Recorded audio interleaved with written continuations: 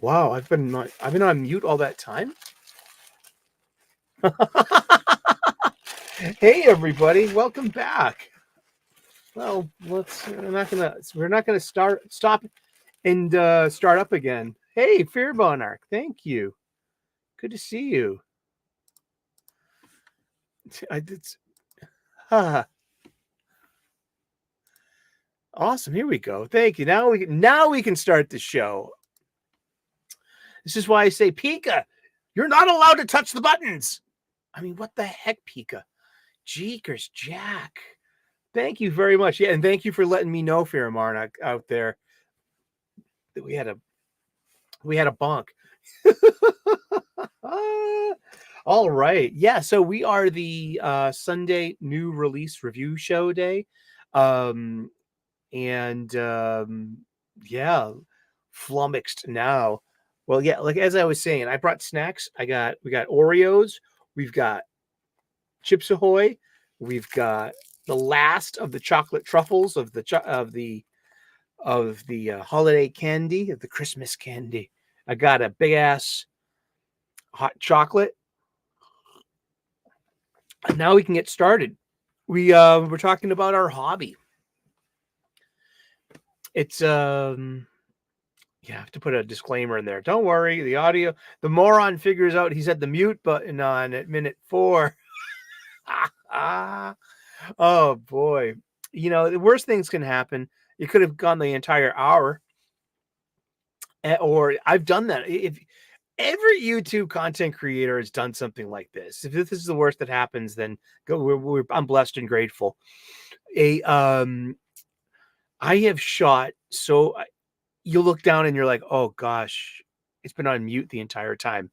And you shot that episode and you have to reshoot it. You know, that's happened to me. That'll happen to you a few times. So that's like life as a big time YouTuber, comic book YouTuber here. You know, I'm a big time comic book YouTuber. This is why was the camera on? Oh, the camera was on. Oh, the mic was hot. Hot mic. That's right. So on Sundays, we do a show twice a week about comic books here at our channel here, where we also. Oh my goodness, Carrie's here. Hello, Carrie. Nerdy Girl Creates.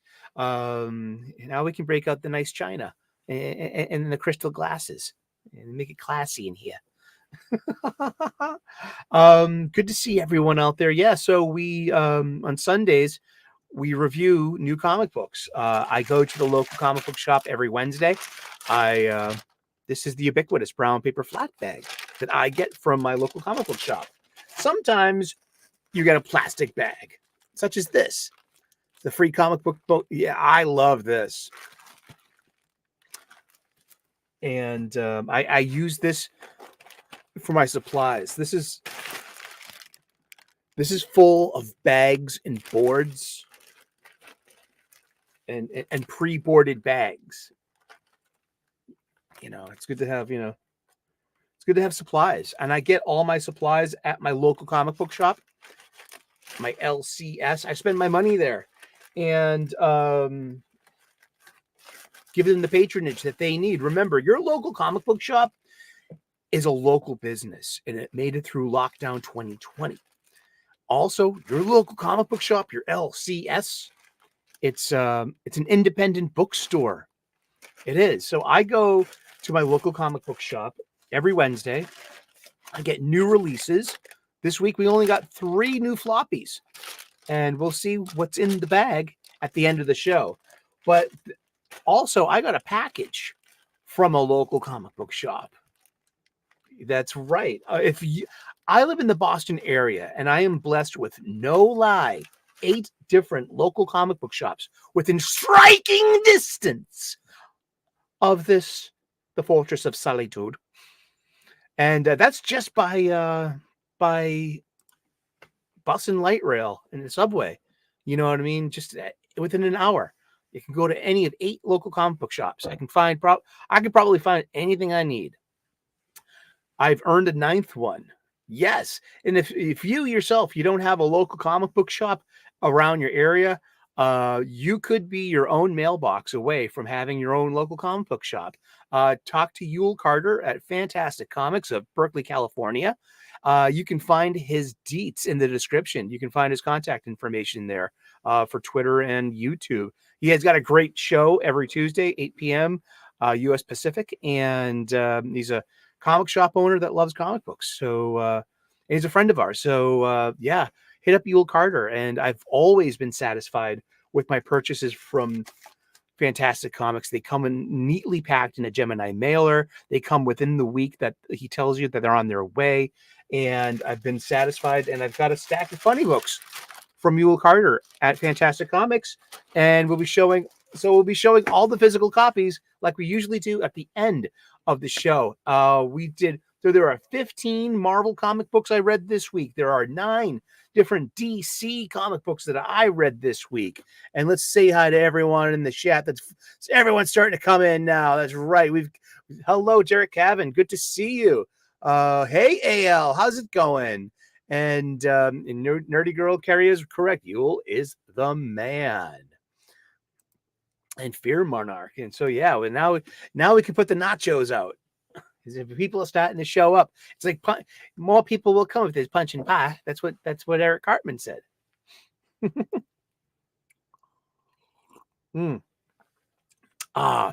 Exactly. And so sometimes I get I don't get my DC comics at my local comic book shop because DC is that they release on Tuesdays now, just to be a little different. So it started with the conversation with Yule. Hey, do you got Action Comics, 1059? Or was it 1058? Something like that. And it was like,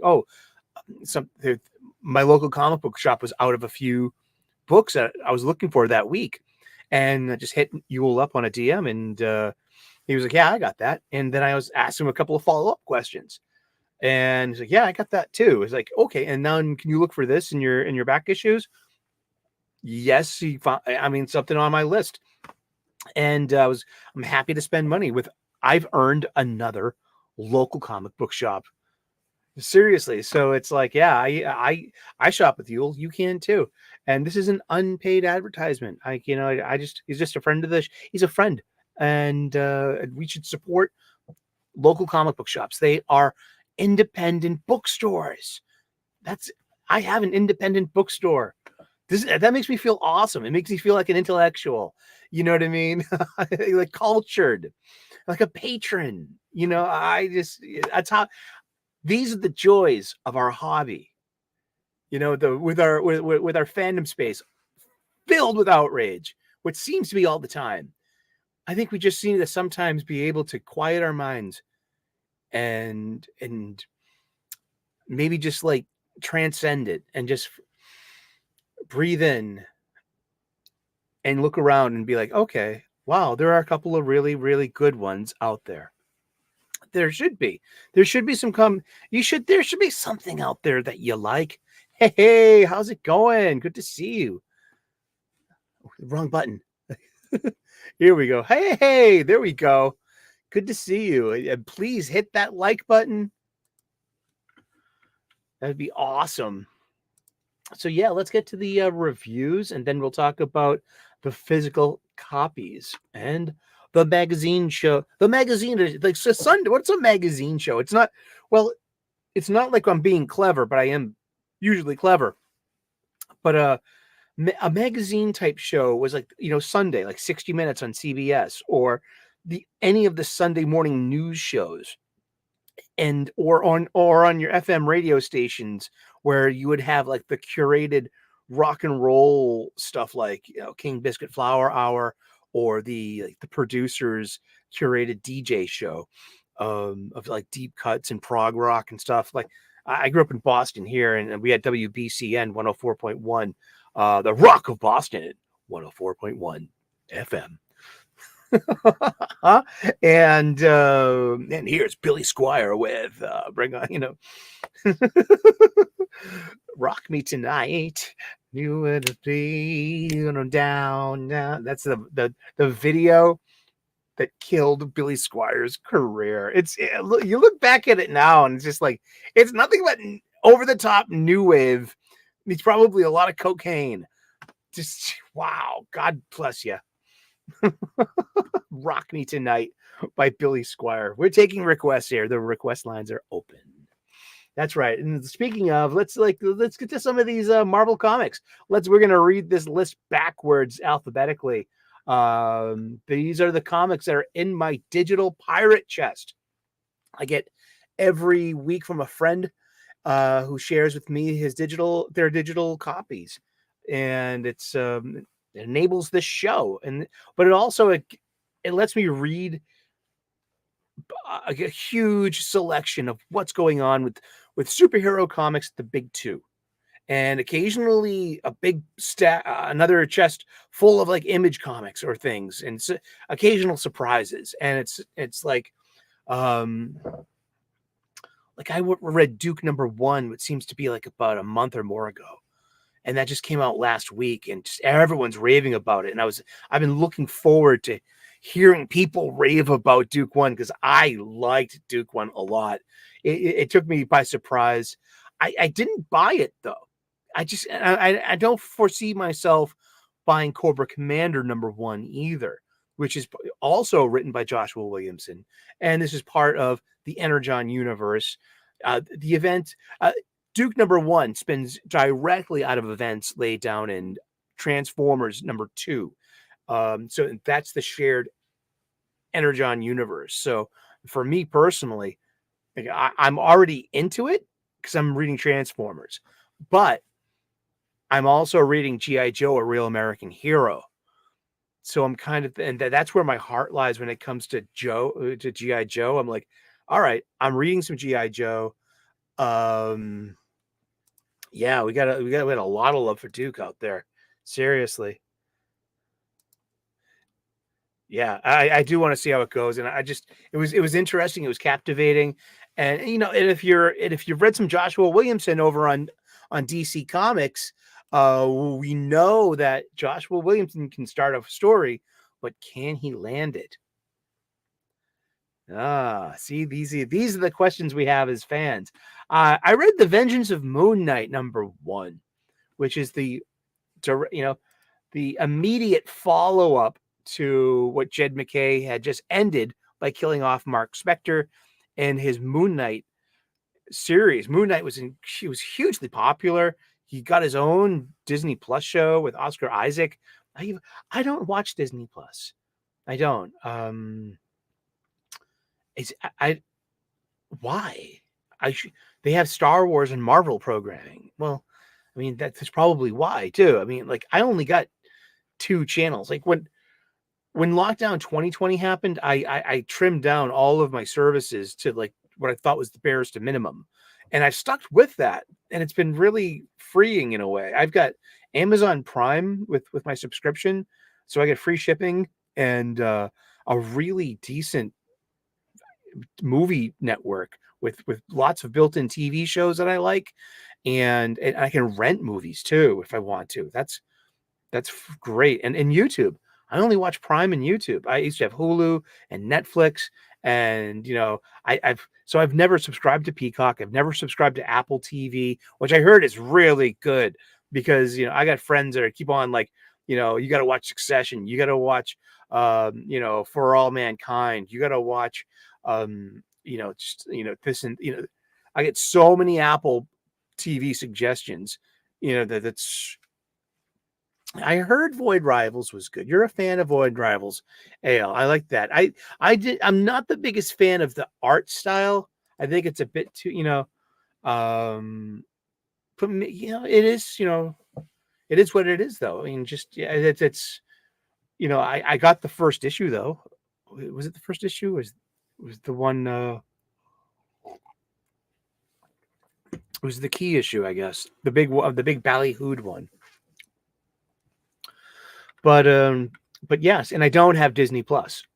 So I'm oddly free of all of that weirdness, especially with Star Wars stuff that happened a year or two ago, especially with Reva and her casting and all the marshaling behind the school, all the racisms that were in Star Wars. And exactly, it's just all this like weird distracting stuff, and it's like I just I wasn't really into it. So and stuff, and with the Marvel Plus stuff, I mean the Marvel stuff too. It's like it's just the only thing that really interested me was WandaVision, and I guess Hawkeye too. I was a big fan of the Matt Fraction, David Aja, Hawkeye, but that series itself, is the source of a lot of our, modern day miseries. If when you hear like, like art that looks like, airplane escape schematics, and this whole like replacement thing with young female heroes, kind of starts there, huh? But The Vengeance of Moon Knight, still written by Jed McKay. It is an issue 1 of how many far? It could go 5 issues. It could be a mini. It could be just the way it's going. Yeah, but it's pretty much, I guess everyone was wrong about Moon Knight getting replaced with, with an intersectional feminist archetype. And AL says about, I don't like the art either, especially for the people, but the robots look okay. And the story, yeah, and it's so, yeah, it's like, like a really kind of like basic kind of non-photorealistic kind of art, and it's the color palette too. That just doesn't, it just didn't, when I say something stupid like I have things I can enjoy about Fire and Ice, Welcome to Smallville. It's their color palette, and I will talk about that because that's on the list. We're going to get to that one. But I remember, like, you got something good to say about that book? Like, yeah, like I like its use of color. I like the color palette. But I'm not a vested fan of Moon Knight, so I barely know what's going on. And but lots of people like Moon Knight. We got Venom issue number 29. Wow, this was just, it was like Waiting for Godot. This is like, Waiting for Godot. It's a Samuel Beckett play, and like it's one of these like existential, black box theater kind of things. It's all dialogue, and it's all like, just artsy fartsy stuff. I like it. I was in AP English. They made us read Waiting for Godot, so we could, interpret Rosencrantz and Guildenstern are dead, which is basically almost the same kind of story as Waiting for Godot. And so we have that kind of story here in Venom 29. It's like it's Al Ewing and Kafu and this King in Black stuff, and which is the real Eddie, and which is, and is he just iterations of himself talking to himself, all with himself, in the Great Link. No, well, that's a Star Wars reference. It's the Great Link, like the big old Senate. It's like the Great Link of Star Trek. It's a lot like the symbiote liquid pond of home or something. We had Thanos issue number 2, which I breezed through. It was Christopher Cantwell. Just the art is very digital, and there's a lot of modern purple, but I don't mind modern purple much anymore, because modern purple should be the way we want to go, because it's about blues, including the reds, and working together to make this better, to be purple. Embrace modern purple. I know Waiting for Godot, it was boring. Yes. And that's why Venom number 29 is the winning of Godot of comics. That's like this. There's supposed to, but there is action. Yeah, there is, but it's more of it's very black box theatery. We've got Star Wars Darth Vader number 42, written by Greg Upak and art by Gorham, Adam Gorham, and yeah, it's called. This is the rise of the Imperial of the Schism Imperial. After facing a series of tests by the Emperor and Grand Vizier Masameda during the Scourge of the Droids, Darth Vader eventually used the corrupted droids to his advantage, taking out the onslaughts of troopers sent after him. Now a new threat to the Empire is rising from within, and they've got their eyes on Vader.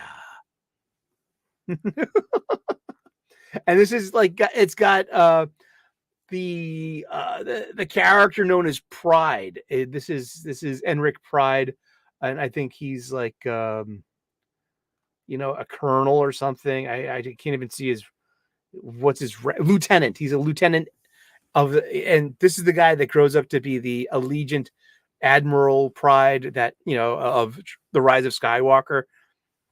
The big bad of the besides Palpatine. And he's one of Palpatine's boys in the Imperial Navy.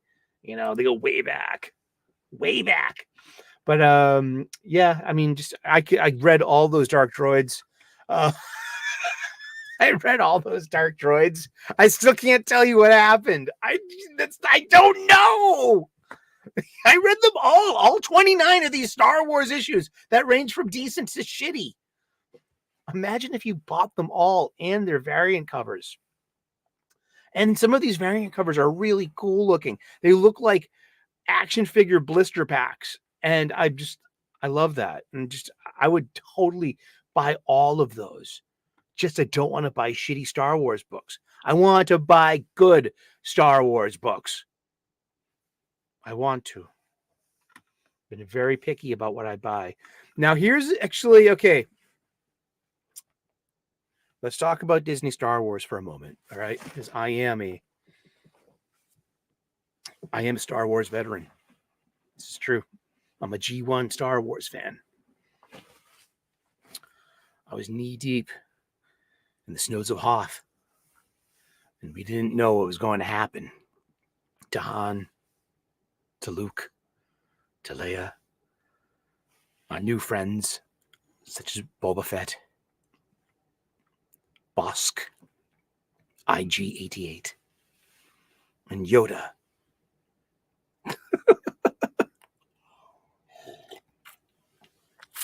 I got my black belt in Star Wars. So believe me when I tell you, this was okay. And I would suggest it to you because it's new Star Wars too. It's written by Charles Sully, and it's called The High Republic, The Shadows of Starlight. It was a 4-issue mini. It's going to collect pretty well. Star Wars starts in a device, a narrative device known as in medias res, in the middle of the action.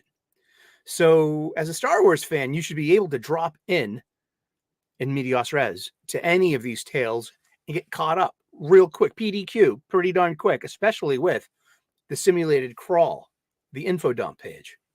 Boom. And The Shadows of Starlight ends up being a really good origin story for the big bad that the High Republic is facing. And this issue 4 it's really good because it gives to us a pre-Disney level big bad. Now, looking back, it's been 5 years now. It'll be 5 years later on, but it's been 4 years since The Rise of Skywalker came out. And look at all the big bads in the Disney trilogy, and even in the associated stuff too. I guess you could throw Krennic in there too, director Orson Krennic. But look at Kylo Ren. Look at General Hux. Look at Snoke. Look at Rise of Skywalker Palpatine. Look at Allegiant Admiral Pride. All of these. Look at the Knights of Ren. All of the bads, all of the big bads in the Disney sequel trilogy are kind of goofy, and just you couldn't take them seriously, and I couldn't. I mean, it was. But this threat in this book written by Charles Sully and this, Age of the Jedi, a couple of hundred years before before Order 66, before the Battle of Yavin. This was really decent. The art's okay. It's digitally, man. It's digitally digital. It's this is all we get. It's a corporate product. It's just corporate product. You know what I mean? This is pulp art and pulp storytelling. Yet it's good and it's entertaining. And because we get a bad guy that's kind of deserving and for me reminds me of the Darths and just like all the bad guys in the old Knights of the Republic. The Knights of the Republic game, the Old Republic and Knights of the Old Republic. I never played them, but I've watched several of these 8-hour-long cutscene movies of the games, and I love like the story of Darth Revan, and just there were just so many Darths at one point. I saw the story of Darth Nox, and it was really fun because it was just like the Sith Empire, but really believable bad guys that were kind of ruthless. And this bad guy, this Nihil, this Eye of the Storm that we get in Star Wars: The High Republic, Shadows of Starlight, it might deserve your attention if you're a Star Wars fan. Don't count it out because it's some ridiculous imprint that they just want to force on you. You know what I mean? Just High Republic's already happened. It's there. Can't unring that bell. But this is a pretty decent story. And you, as a Star Wars fan, if you like that kind of stuff, you might like this. So that's a resounding that's a recommendation from us. Here's something. Silver Surfer Rebirth number 5. Silver Surfer Rebirth Legacy number 5. Written by Ron Mars. Art, actual pencils by Ron Lim. Inks by Don Ho. And then comes the digital stuff. Coloring, lettering, sound effects, the onomatopoeia. But this has this DNA of a classically told Marvel story when it comes to pacing, sequential panels, great dynamic art, great looking heroes and villains. This is going to collect very well too. This ends the mini, and it was really decent. I'm not even a Silver Surfer fan, and Silver Surfer Rebirth Legacy was so good. It's just so classic Marvel, and I really appreciated it because it's like I said, give yourself some perspective. Transcend the BS, transcend the outrage, transcend the culture war. Look, grow some angel's wings, get a little lightness, let go of your attachments, of what's weighing you down. Literally, rise up above it, look down with some tactical and practical spirituality, and judge for yourself and be like, look at that comic book. That was made for me. And go buy it. And you know what? Silver Surfer Rebirth Legacy was really good. I'm just like, I've never been a Silver Surfer fan, but I could be after reading that. And that's its job. We had Miguel O'Hara, Spider-Man 2099, issue number 1. Issue number 2 is coming out next week. So a lot of the times I say stuff about like, this has the illusion of being released for as a periodical, as a serial. Wouldn't this just be better off if you did like the crowdfunding route and just have like a really nice, bound edition with a cardstock cover and a nice binding, and not have to worry about the illusion of having stuff to put on a shelf every week? I don't know. I don't have answers. All I have are more questions. But this has really good art by Devmalya Pramanik, and he was with Ram V over on DC's The Vigil, and I was just so impressed with this guy's artwork. I mean, this stuff. He's got some goods, man. He's keep your eye on Dev. He's hopefully he goes places. And this is, it's just a kind of stock kind of superhero story. If you know Miguel O'Hara, it's the 2099 verse, and there's lots of vampires, and he teams up with Blade 2099, and we have a Marvel team up 2099 kind of, and it's pretty fun, and it's old school, and it's set in the 2099, drink every time he says 2099 drink. Now this was 3 for 3 in this one. It's an anthology, 3 different stories. And this was really good. Marvel Zombies, Black, White, and Blood. And we have a Steve Scroce. He wrote and drew it. It's a Blade story, and it's really fun. There's a Stephanie Phillips one that's about Punisher that ends up being really good. Written by Stephanie Phillips, art by Danny Earl, and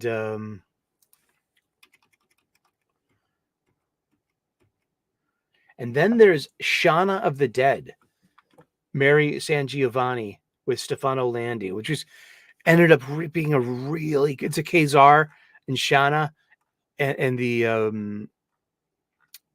in the Savage Land, and what happens on their world when the zombies got up to the Savage Land. Oh, it's kind of hard. It's got that really good twist of an ending, that kind of Twilight Zone macabreness, and it's grotesque because it's a zombie tale. So 3 for 3 of these tales in this one here. So this was a really good issue. If you like that kind of the black white with the one color anthology treatment, I do. Here's one. Okay, it's called Marvel Meow #1 by Nao Fuji in this kind of very anime style. It looks like that this was a web comic, that this might just be collected and printed up. It's a 64 pager, and it goes for $5.99, and it's all about like the cats of the Marvel universe. And there's Captain Marvel's Flerken, Chewie. There's Black Widow's cat, Leho. There's Winter Soldier's cat, Alpine. And then there's the Black Cat's cats. And then there are the Inhumans, Lockjaw. Then there's Doctor Strange's bats, his Ghost Hound. And then there are Rogue and Gambit's cats.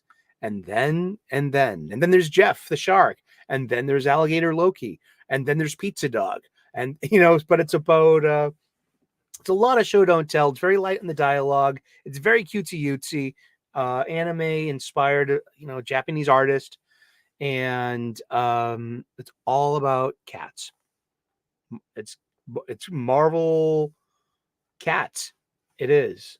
And I bought this. I bought it for my best friend's 14-year-old daughter, who's been buying comic books for since she learned to read. And she's got 3 cats. I think she's gonna like it. I'm kind of like, I keep buying her comic books. She's getting older. She's a teenager now, so they might be falling flat, or it might be kid stuff, or you never know. Maybe I'm keeping the geek torch alive with that next generation. But I know she really liked Starlight Cats by Shane Davis and Yanzi Lin, where you have an only child with a cat who ends up having a magic gem that, then the other cats with the gems show up, and they have this like Voltron team, and they all have powers, and they have to fight the big bad. And it's really cool. It's cool, and it's well drawn. And I know she liked that one a lot because she's a girl with cats, and this is about girls with their cats. So yeah, let's give it to the girl with the cat and see if she likes it. Buy a comic book for a kid. You know what I mean? There's Kid Venom Origins #1. That's basically just reprints what we already saw in Death of the Venomverse #1. So there'll be more, I think I kind of skipped over that a bit. Fantastic Four number 15, complete miss for me, but it has a beautiful, beautiful Alex Ross cover. Hey, Lane Kramer, how are you, buddy? Good to see you. Welcome. We're about to step into it. Are you used people out there ready to talk about some X-Men comic books? Would you like to talk about Fall of the House of X #1? Written by Jerry Duggan. It's gotten a lot of flack. I, for one, don't share that. I, for one, think it's okay. It's fine. I do think the reliance upon the color red for the fascist enemies of the good guys, it's overdone. See, there's a lot more colors in the Crayola box. Learn to use them. It's a bit polarizing. It's a bit stinky. It's a bit it's not fun to know that one side of the aisle is just using our escapisms to poke at the other side of the aisle, which, and it's enough. But I mean, as an X-Men fan and to seeing this all wrap up, yeah, the whole plan it starts in medias res, boom, in the middle of the action. We have Nightcrawler, we have Wolverine, we have Colossus, we've got Rasputin 4, and we've got I forget who else, but and Kitty. But there's going to spring Cyclops, but something happens with Xavier that he calls Rasputin 4 back, and she's like one of the most important pieces of this extraction team, and so they have to bail on and leaving Scott to stand trial to represent all the mutant kind in this, allegory stuff. Yeah, I mean, I just don't care. So, but it's like, it had some action. I guess my favorite part was that Polaris stitches her X-Men costume, and we see her a couple of pages later in looking like Magneto in her color. It's in her iconic color combo, but she's got the helmet and the cape and everything. So in the upcoming the resurrection or return of Magneto, I hope it's her. I hope Lorna Dane. I hope she's Magneto. That would be great. And get a heel turn. I mean, come on. Her husband left her for the clone of his sister-in-law. You can only get this in like a soap opera or a superhero comic book. Indeed. But Fall of the House of X wasn't that bad. It's got a nice Pepe Larraz cover. And that was that. Doctor Strange number 11 wasn't that great. The last issue was really, really good. So good that you're going to see it again at the end of the show. But yeah, I mean, it was a complete miss for me. But once again, is that an Alex Ross cover too? Yeah, it's got a beautiful Alex Ross cover. And but it's got fill-in art. And yeah, it's just, well, there's Captain America number 5. Let's not talk about X-Men comics.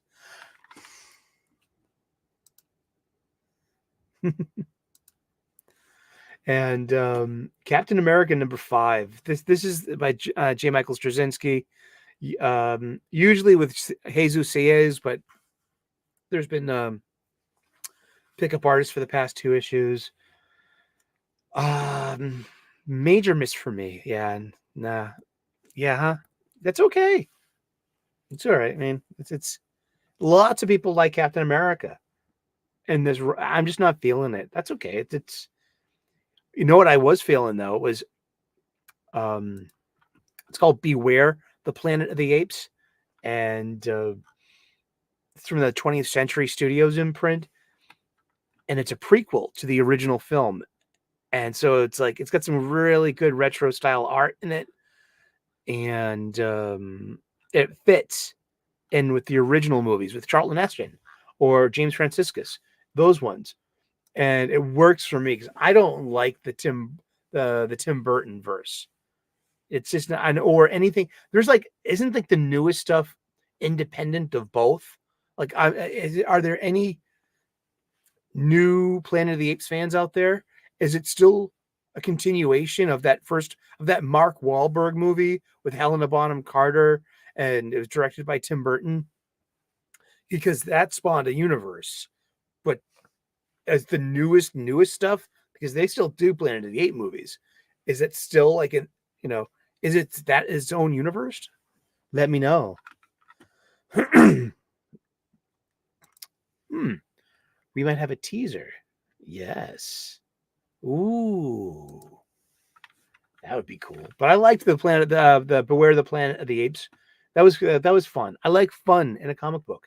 And then we're going to wrap up these Marvel comics with Amazing Spider-Man number 41. No one has talked about this. It's Gang War. We're in the middle of the Gang War. And this is Zeb Wells. It's the $4.99 flagship of Marvel Comics. You get 21 pages of story and art.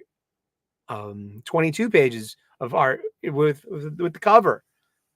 And I mean, the art is really good. It's John Romita Jr. He's inked by Scott Hanna.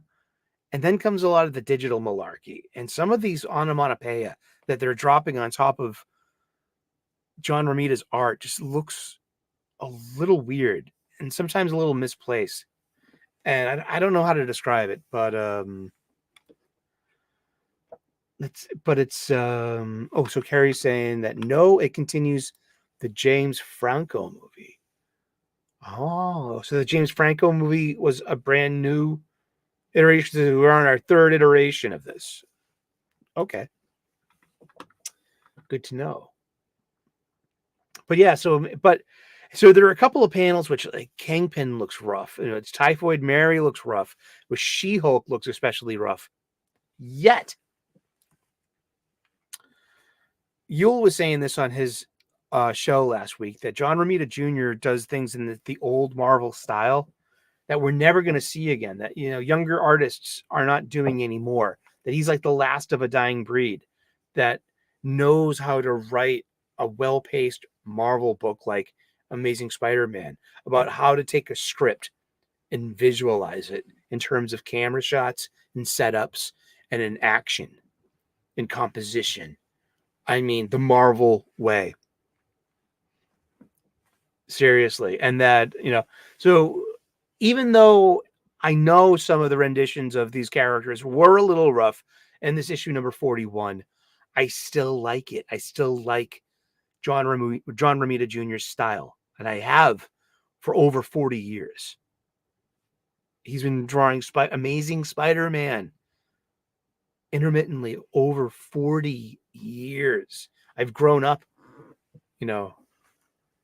seeing Romita Jr. with Dan Green, with Al Williamson, and now with a lot of Scott Hanna too. And I've got to see his style evolve and just very, and is it the best? No. But it's just Romita plying his trade. And it still works for me. It really does. And that is the Marvel Comics for this week. So let's get to DC Comics this week. All right. We'll start off with the Titans Beast World Tour Atlantis. It was okay. Yeah, sure. I mean, apparently Aquaman and Mera have a baby.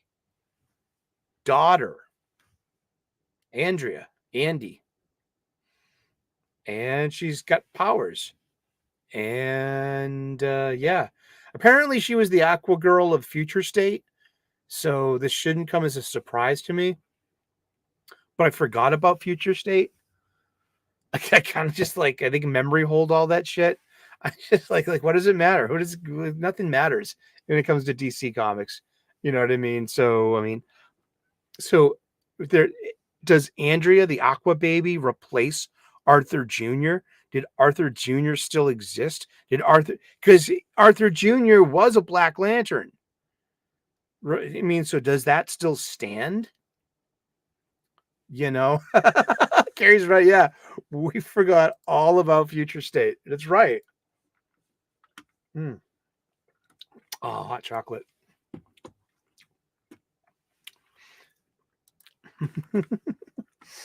And would you like a cookie? It's served in my R2D2 bowl. I'm a Star Wars fan, man. I'm a Star Trek fan too, but I got Oreos, Chips Ahoy, and the last of the chocolate truffles.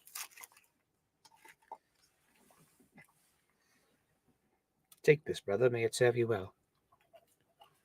You feel naked? Ride. That's from the Beatles' White Album, Revolution 9. Number 9.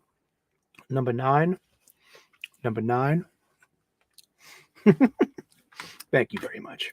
We'll be here all this week.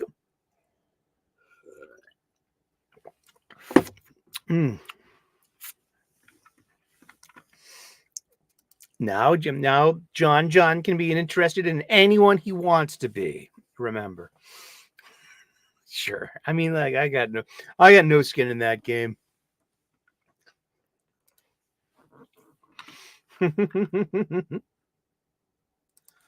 All right, DC Comics. Yeah, so Beast World Tour Atlantis was okay. It really was. Because it plays along, you know, Aquaman's not in it. And Tempest ain't in it, because Tempest is part of the Titans team. Or is he? Who is Tempest? Tempest is the original Aqualad, Garth. Kid sidekick to Aquaman, you know? And Mera's in it, and she gets beasted out. And the baby saves the day, and Jackson Hyde, Aquaboy, Aqualad, Aquaman Man, Aquadude, Aquaman, Aquafina, Aquavite, Bethel Aqua. And that's a Sopranos reference. Bethel Aqua. Hey! Yule Carter's here. That's right. Now we can bust out dessert. Oh, we're having cheesecake. I love cheesecake. Oh, we have Superman 78, the Metal Curtain, issue number 3. Pretty darn good. The art's a little spotty, but I mean, Robert Venditti writes a really good superhero story. I like it. Shazam number 7. By the notorious Mark Waid.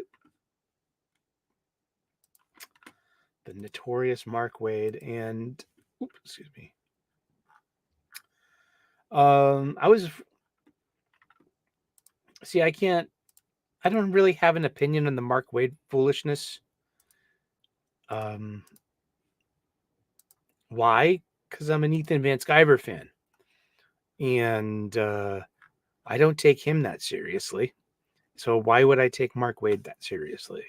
I think only people that want to be mad at something or somebody, or mad, you know, I mean, you can be. I'm not telling you how to feel, or, you know, or what to do. I mean, I'm just like, you know, yeah, I've said lots of stupid shit on the internet. Lots of them. I mean, geez, if you want to hold it against me, geez. Yeah, I mean, that's your leverage, right? I don't know. As I like to say, I don't have any answers. All I have are more questions.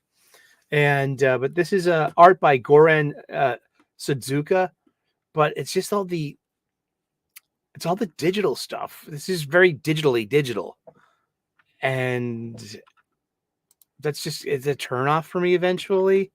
Like, there's one close up of Talking Tawny, and if you know Talking Tawny, he's an upright bipedal anthropomorphic tiger with the ability to speak. He's got great manners. He's well spoken, and he's got a good sense of dress. He wears a suit, and he's wearing a plaid blazer.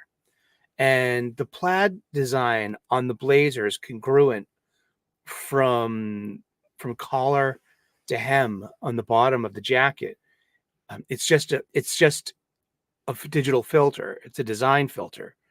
I mean, there's no sense of fabric. There's no sense of shadow. There's no sense of hatching or cross hashing. There's no sense of gravity, of light source. Although light source appears to be equal in a way. And it's just but it's like, I see it. It's a distraction, but it's like, it doesn't look like fabric. It doesn't fall. It doesn't fold, because it's not. It's really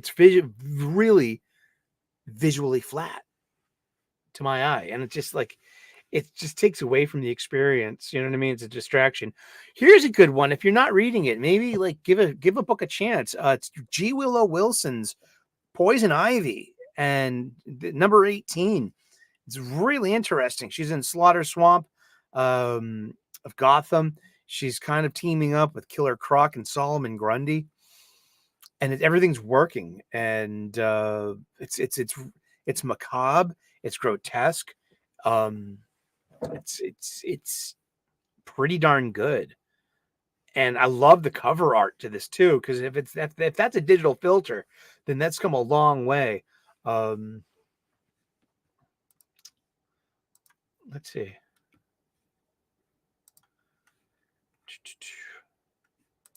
Yeah, let's look at that. Who's going to share the screen? It's time to share the screen. Share the screen. That's right. It's Poison Ivy number 18. And this here, this looks like it. I mean, it looks like the texture of colors on canvas. I mean, I'm really impressed with with the work on this thing, and I wonder if it's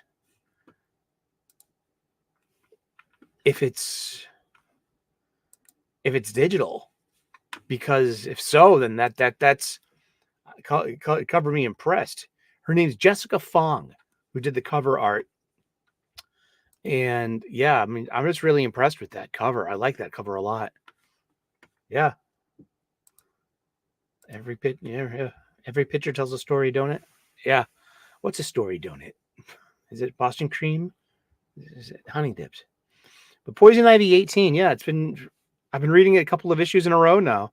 And so just, you know, you can't just automatically grouse because a woman's writing it. You know what I mean? G. Willow Wilson. She's a name in big 2 superhero comics. And this is a good comic, in my humble opinion. Coming up on the end of the list here, we got Kneel Before Zod number 1. We're going to table that. We'll see if that's in the bag. Oh. But bringing us to Fire and Ice, Welcome to Smallville number 5 by Joe Ernstayer. See. And I have good things to say about it. I like its color. I like the use of color in this. It's pretty vibrant. Everything doesn't just turn into modern purple. There's plenty of modern purple in there. It's modernity. Come on, there's nothing more box checking than this book. But and it's the penultimate issue. It wraps up the next issue, and you know, it's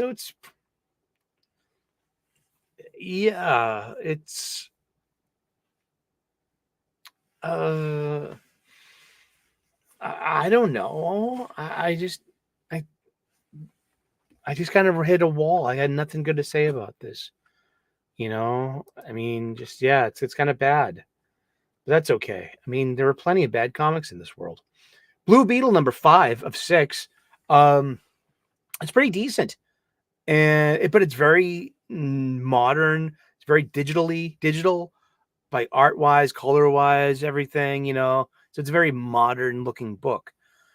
And story-wise, I feel that it's starting to become like a Power Rangers story, because we got Blue Beetle, Jaime Reyes, but there's a gold one, and then there's a green one, and there's an evil red one who might be just ripping off Tommy the Green Ranger's, initial story arc. So he's bound to become a good guy too. This the Blood Scarab, or maybe not, but it's yeah, that's what I'm getting out of it. Yeah. And it's decent. It's not a bad superhero story. It's just perfectly fine. Bringing me to Birds of Prey #5 by Kelly Thompson. It was a fill-in artist. See, I went to bat on this book for the past 2 issues. 4 issues. Yeah, I thought it was pretty okay. And I like the fight sequences. And I liked, just where's the credits? I don't want to look at this book again. It's like, but by this 5th issue, like there's a fill-in artist, and it's just not really good art. And so the art is probably reminding me how kind of maybe light the story really is.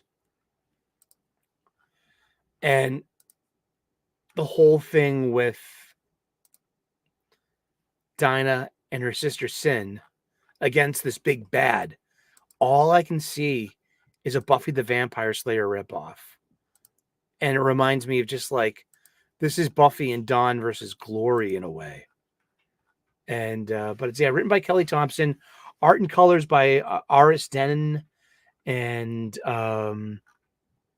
it's very like it looks like it was scratched out on an iPad, but not in bumpy traffic though. Hey James, how's it going? Good to see you. Greetings and huzzah to you too. Leading us to Batman 141.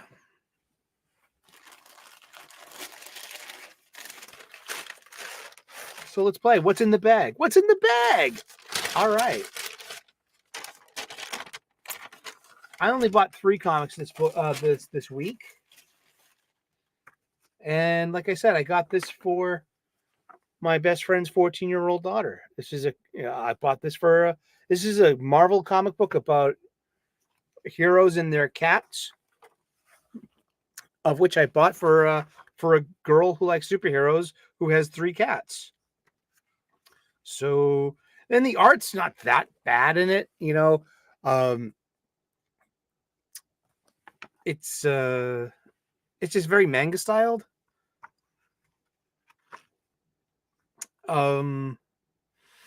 And I think it's Japanese, and it was originally in Japanese too. So there's a lot of show don't tell. But yeah, so that, this is a gift for somebody. No, it's not for me. No, I'm not making that up. Seriously, go buy a comic book for a kid. Trust me, pass the torch. Got Kneel Before Zod #1 by Joe Casey with art by Dan McDade. And this was really good. I'm actually looking forward to this too. Hey, look, an ad. It's Crisis on Infinite Earths animated, Part 1, owned digitally this week.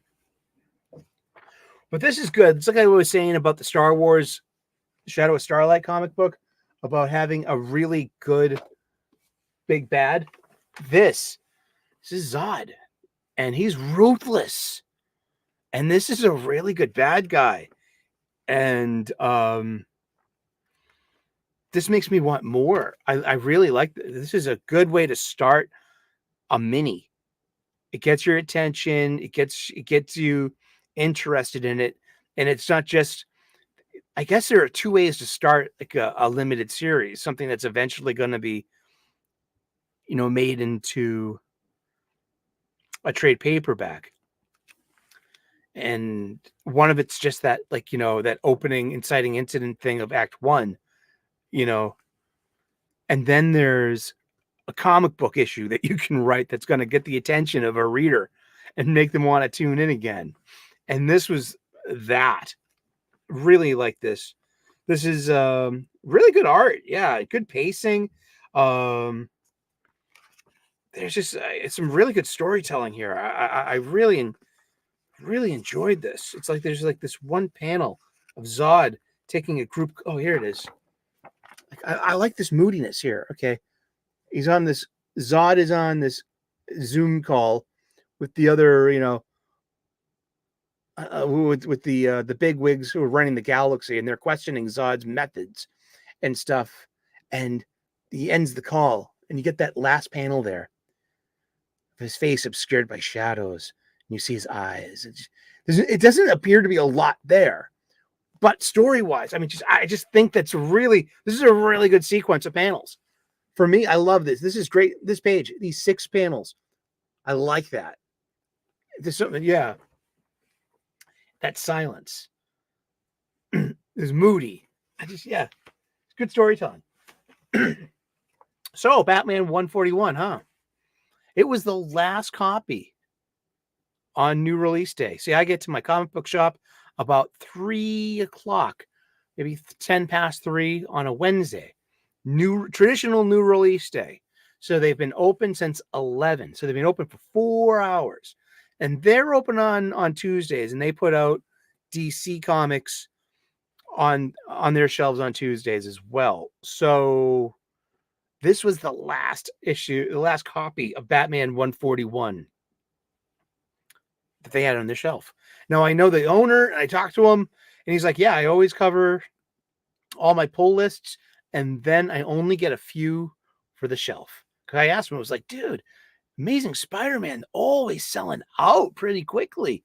And he's like, well, the truth is, and this is how it actually goes with most comic book shops, you don't get a lot for the shelf. You just can't risk it. You need to move, you need to move your product off your shelves. Jeez.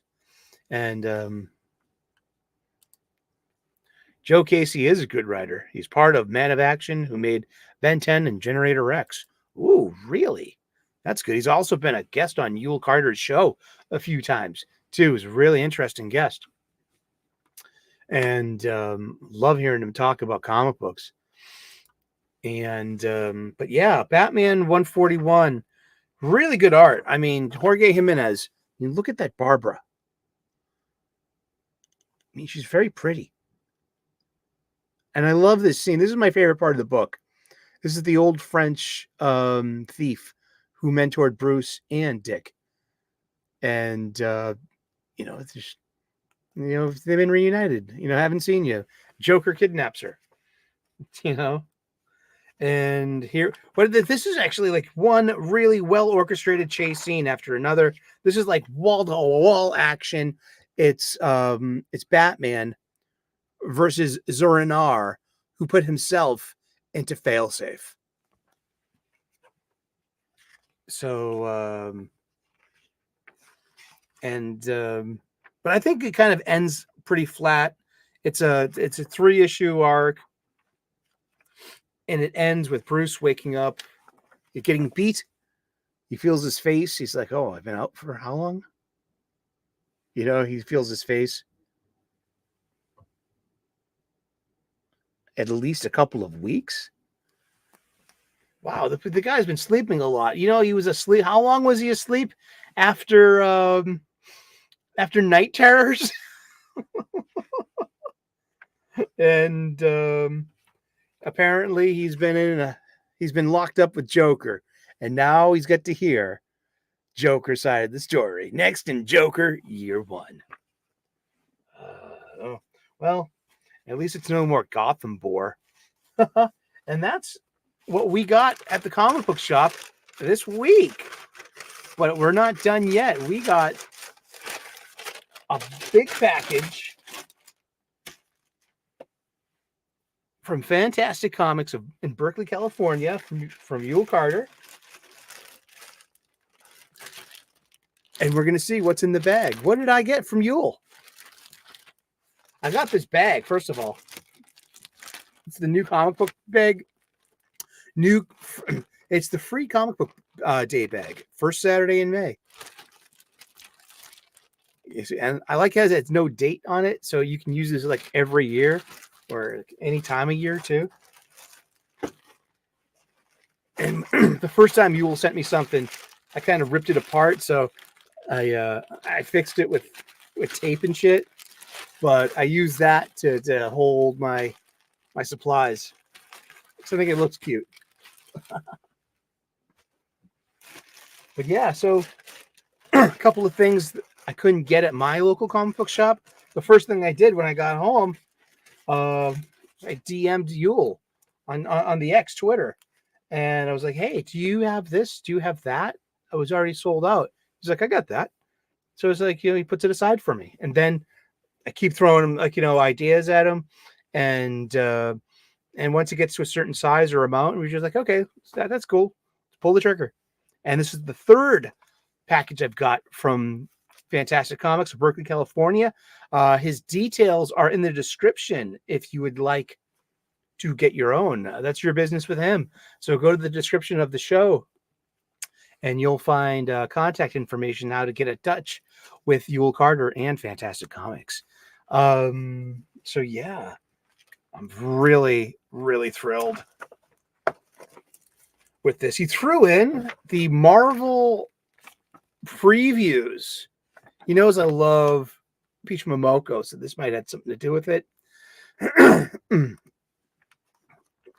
Oh, question. When it comes to bags, I like the standard bags myself. I got the reusable ones just to check them out once, but I never seem to take the strip off of it. I'll just use tape instead of that because, eventually, entropy and just, opening and closing. But how many times are you going to open and close them? I don't know. I'm more of like, I'll take traditional. Give me the traditional ones.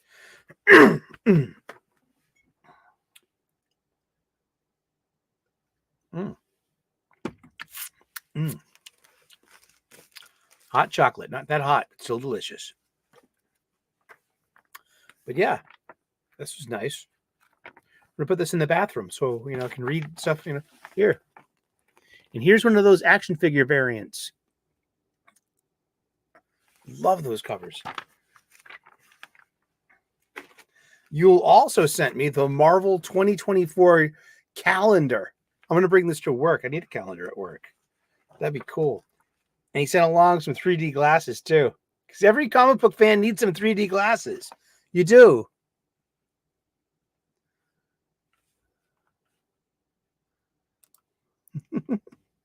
Bucky has an emotional support cat. Yeah.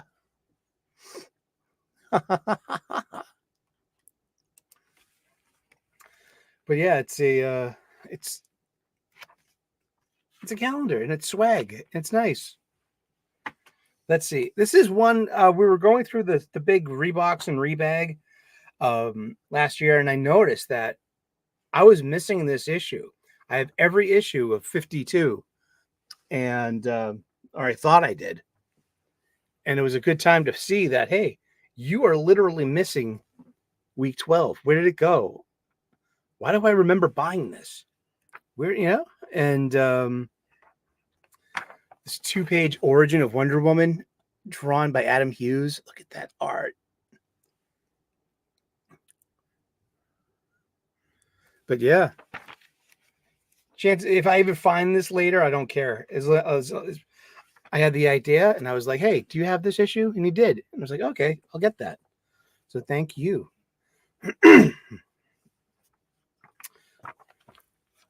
Count Dante number 5. It was already sold out. It was hard to find. You'll had a copy, and he put one aside for me.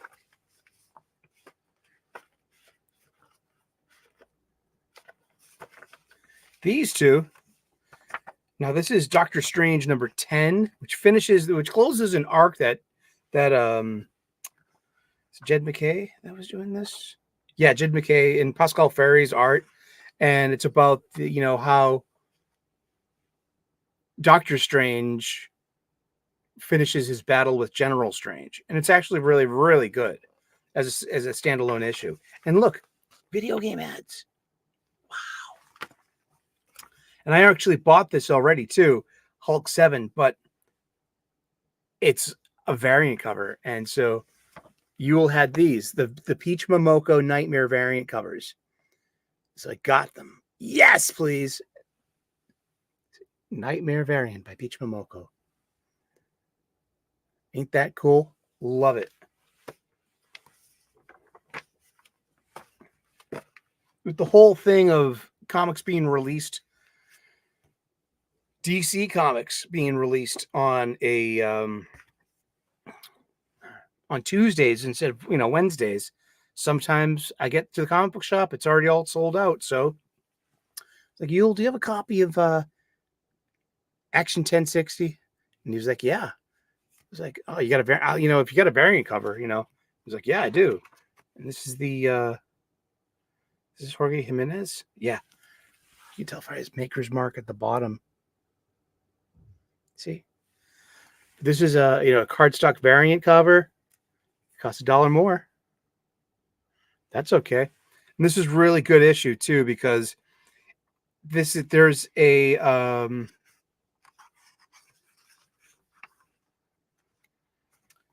really classic version of John Constantine in here. And it's really good. It's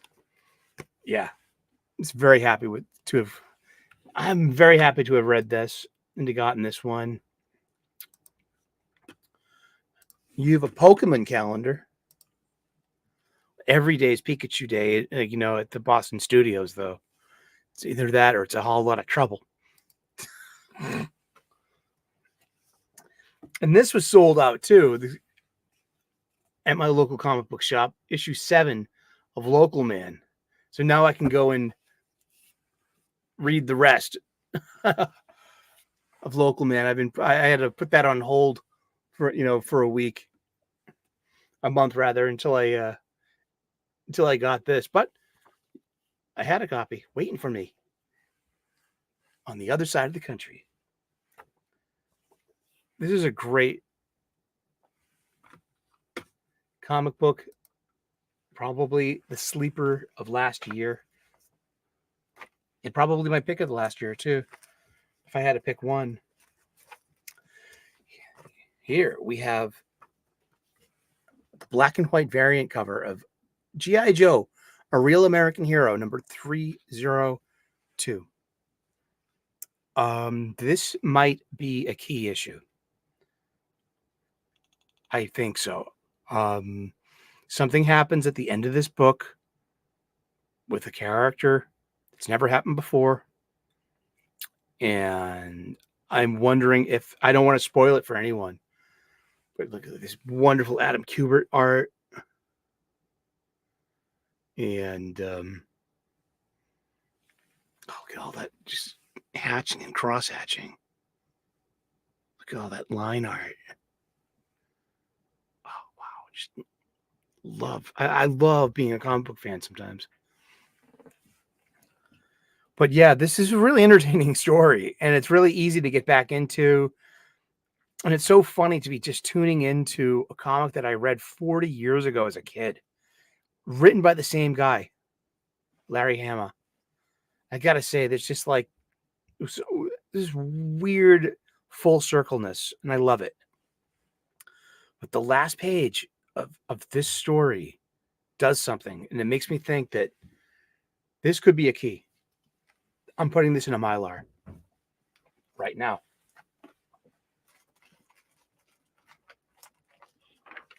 This is a Mylar. It's a little thicker.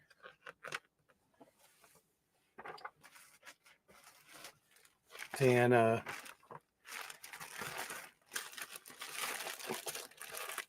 polypropylenes. It's literally archival quality. Your acid-free board. There's a matte side and a shiny side. You want the shiny side touching the comic book.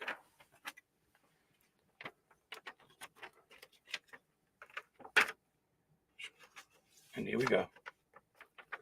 I would like to know, is issue 302 of G.I. Joe a key issue? I don't want to spoil it. Nah, you're yourself, Joe fan, yo Joe. And knowing is half the battle. But I'm prepared in the eventuality that it could be to keep it at its pristine. It's probably at a 9.0. And keep it there in a Mylar.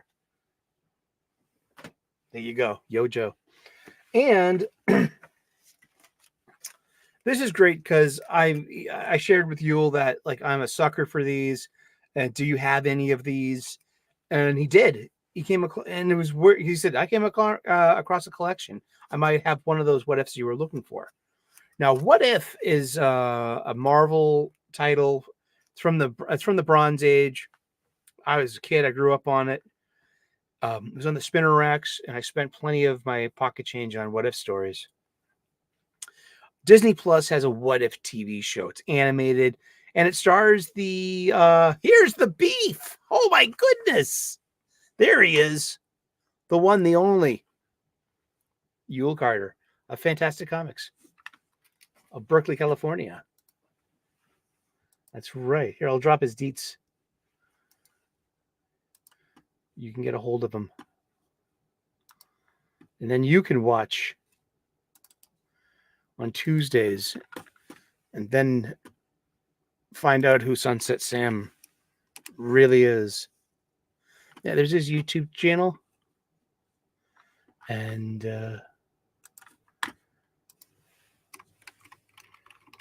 let me just get you his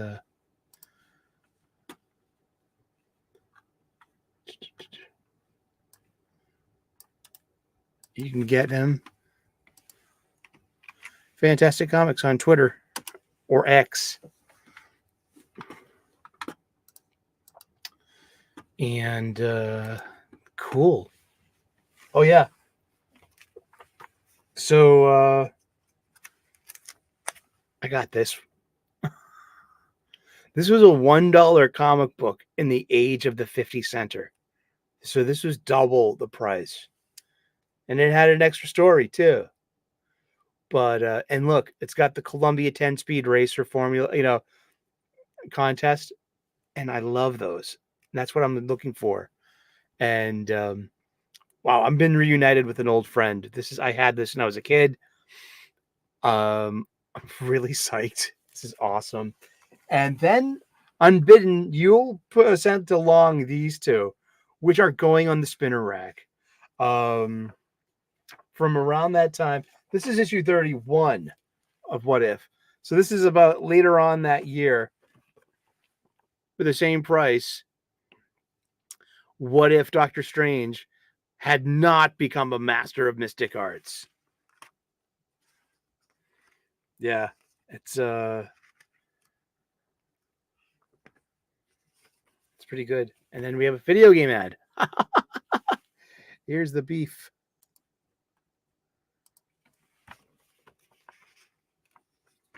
Love this. See? Advanced Dungeons and Dragons video game ad. Boom. And this one too. From the year before. Now, so Jim Shooter is the editor-in-chief as well. So this is a Shooter thing that he's selling real estate on the cover of his publications to drive sales or to get you to spend money. You know what I mean? Look at that. I remember seeing these comic books, and they're not quite. See, a year later, you'd have the Columbia 10-speed racer. So this happened over 4 months. In the end of 1981. And for 3 months, you had the 10-speed racer contest banner. And 1 month, you had an advertisement for Spidey and His Amazing Friends on NBC, Saturday morning cartoons. But the year before, you had 2 of these.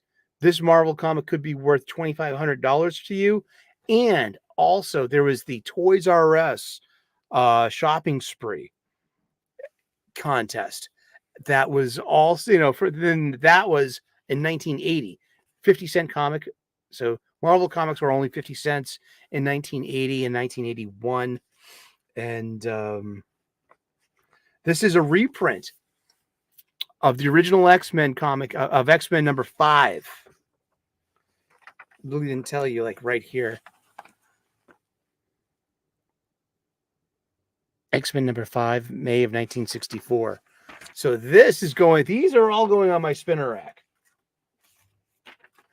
But this especially is, this is going with the I have a nice chunk of X-Men comics, and this fits in quite well with all that. I really like it.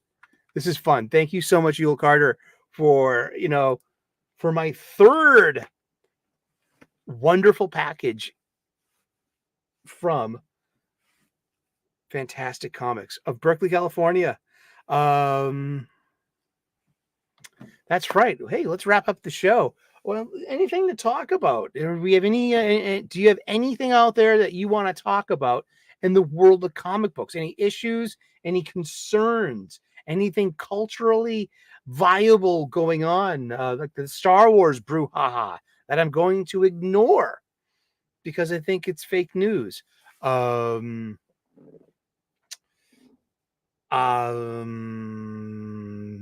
Let's see. Anything else? Any outrages going on in the comic? What's this week's outrage in the comic book world? I don't know. Who's fighting with who? What independent creators are having beef?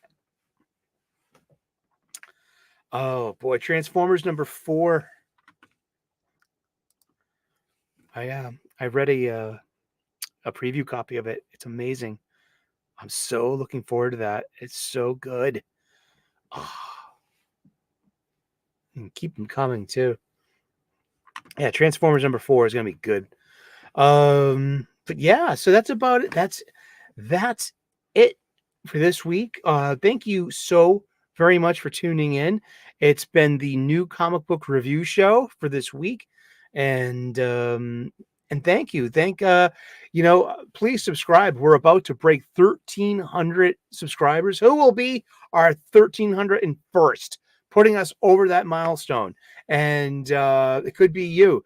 And so hit that subscribe button, hit the like button, turn on those notifications, ring that bell, and thank you so very much. It's the Comics Talk with Reverend Sully, and that's enjoying our hobby the best we can with what we've got. Thank you so very much. God bless. Namaste. Good luck. And we will see you again in those funny pages. Ciao. Bye-bye.